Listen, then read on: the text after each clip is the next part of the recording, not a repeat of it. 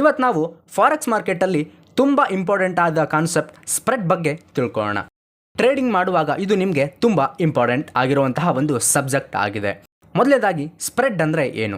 Forex ಮಾರ್ಕೆಟ್ನಲ್ಲಿ ಪ್ರತಿ currency ಪೇರ್ಗೆ ಎರಡು ಪ್ರೈಸ್ ಇರುತ್ತೆ. ಒಂದು ಬಿಡ್ ಪ್ರೈಸ್, ಎರಡು ಆಸ್ಕ್ ಪ್ರೈಸ್. ಬಿಡ್ ಪ್ರೈಸ್ ಅಂದರೆ ನೀವು ಸೆಲ್ ಮಾಡಬಹುದಾದಂಥ ಒಂದು ಪ್ರೈಸ್ಗೆ ಬಿಡ್ ಪ್ರೈಸ್ ಅಂತ ಕರೀತಾರೆ. ಆಸ್ಕ್ ಪ್ರೈಸ್ ನೀವು ಬೈ ಮಾಡಬಹುದಾದಂಥ ಒಂದು ಪ್ರೈಸ್ಗೆ ಆಸ್ಕ್ ಪ್ರೈಸ್ ಅಂತ ಕರೀತಾರೆ. ಈ ಎರಡರ ಮಧ್ಯೆ ಇರುವಂತಹ ಡಿಫ್ರೆನ್ಸ್ ಅಂದರೆ ವ್ಯತ್ಯಾಸವನ್ನು ಸ್ಪ್ರೆಡ್ ಅಂತ ಕರೀತಾರೆ. ಫಾರ್ ಎಕ್ಸಾಂಪಲ್ ಯೂರೋ USD ಇಲ್ಲಿ ಬಿಡ್ ಪ್ರೈಸ್ 1.1050 ಇದೆ ಅಂತ ತಿಳ್ಕೊಳ್ಳೋಣ. ಹಾಗೆ ಆಸ್ಕ್ ಪ್ರೈಸ್ 1.1052 ಇದೆ.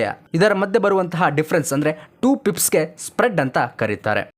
ಸ್ಪ್ರೆಡ್ ನಮಗೆ ಯಾಕೆ ಇಂಪಾರ್ಟೆಂಟ್? ಸ್ಪ್ರೆಡ್ ಅಂದರೆ ನಮ್ಮ ಟ್ರೇಡಿಂಗ್ ಕಾಸ್ಟ್. ನೀವು ಯಾವಾಗಾದರೂ ಟ್ರೇಡ್ನ ಎಂಟ್ರಿ ತೊಗೊಂಡ ತಕ್ಷಣ ನಿಮಗೆ ಒಂದು ಸಣ್ಣ ಲಾಸ್ ಕಾರಣಕ್ಕೆ ಸಿಗುತ್ತೆ, ಅದೇ ಸ್ಪ್ರೆಡ್ ಕಾರಣಕ್ಕೆ. ಆದರೆ ಮಾರ್ಕೆಟ್ ನಿಮ್ಮ ಡೈರೆಕ್ಷನ್ಗೆ ಹೋದರೆ ಸ್ಪ್ರೆಡ್ ಕವರ್ ಆಗಿ ನೆಕ್ಸ್ಟ್ ನಿಮಗೆ ಪ್ರಾಫಿಟ್ ಕಾಣಿಸುತ್ತೆ. ಫಾರೆಕ್ಸ್ನಲ್ಲಿ ಸಾಮಾನ್ಯವಾಗಿ 2 ಟೈಪ್ನ ಸ್ಪ್ರೆಡ್ ಇರುತ್ತೆ.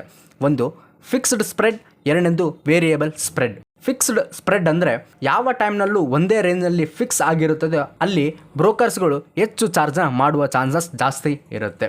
ವೇರಿಯೇಬಲ್ ಸ್ಪ್ರೆಡ್ ಅಂದರೆ ಮಾರ್ಕೆಟ್ ವೋಲ್ಟಾಲಿಟಿ ಪ್ರಕಾರ ಅದು ಡಿಪೆಂಡ್ ಆಗಿ ಬದಲಾವಣೆ ಆಗ್ತಾ ಇರುತ್ತೆ. ನ್ಯೂಸ್ ಟೈಮ್ನಲ್ಲಿ ಇದು ಜಾಸ್ತಿ ನಮಗೆ ಕಾಣಕ್ಕೆ ಸಿಗುತ್ತೆ, ಹಾಗೆ ನಾರ್ಮಲ್ ಟೈಮ್ನಲ್ಲಿ ಕಡಿಮೆ ಕೂಡ ಆಗುತ್ತೆ. ಹಾಗಿದ್ರೆ ನಾವು ಯಾವುದನ್ನು ಆಯ್ಕೆ ಮಾಡ್ಕೋಬೇಕಾಗಿರುತ್ತೆ? ರಿಟೇಲ್ ಟ್ರೇಡರ್ಸ್ಗೆ ವೇರಿಯೇಬಲ್ ಸ್ಪ್ರೆಡ್ ಬ್ರೋಕರ್ನಲ್ಲಿ ಟ್ರೇಡಿಂಗ್ನ ಮಾಡುವುದು ತುಂಬ ಬೆಸ್ಟ್ ಆಗಿರುತ್ತೆ. ಆದರೆ ವೋಲ್ಟಾಲಿಟಿ ಟೈಮ್ನಲ್ಲಿ ತುಂಬ ಹುಷಾರಾಗಿರಬೇಕಾಗುತ್ತೆ. ಹೀಗಾಗಿ ಯಾವಾಗಲೂ ಲೋ ಸ್ಪ್ರೆಡ್ ಬ್ರೋಕರ್ ಸೆಲೆಕ್ಟ್ ಮಾಡಿದರೆ ನಿಮ್ಮ ಟ್ರೇಡಿಂಗ್ ಕಾಸ್ಟ್ ಕಡಿಮೆ ಆಗೋ ಚಾನ್ಸಸ್ ಜಾಸ್ತಿ ಇರುತ್ತೆ. ಈ ವಿಡಿಯೋದಿಂದ ನೀವೇನನ್ನಾದರೂ ಕಲ್ತಿದ್ದೀನಿ ಅಂದರೆ ಈ ವಿಡಿಯೋನ ಲೈಕ್ ಮಾಡಿ. ಇನ್ನೂ ಫಾರೆಕ್ಸ್ ಮಾರ್ಕೆಟ್ ಬಗ್ಗೆ ಕಲಿಬೇಕು ಅನ್ನೋ ಹಾಗಿದ್ದರೆ ಸಬ್ಸ್ಕ್ರೈಬ್ ಮಾಡಿ. ಫಾರೆಕ್ಸ್ ಮಾರ್ಕೆಟ್ ಬಗ್ಗೆ ಕಲಿಬೇಕು ಅನ್ನೋ ನಿಮ್ಮ ಸ್ನೇಹಿತರಿಗೆ ಈ ವಿಡಿಯೋನ ಶೇರ್ ಮಾಡಿ. ಹಾಗೂ ನೆಕ್ಸ್ಟ್ ಯಾವ ಟಾಪಿಕ್ ಮೇಲೆ ವಿಡಿಯೋ ಮಾಡಬೇಕು ಅನ್ನೋದನ್ನು ಕಾಮೆಂಟ್ ಮಾಡಿ. Thank you. ಮುಂದಿನ ವಿಡಿಯೋದಲ್ಲಿ ಸಿಗೋಣ.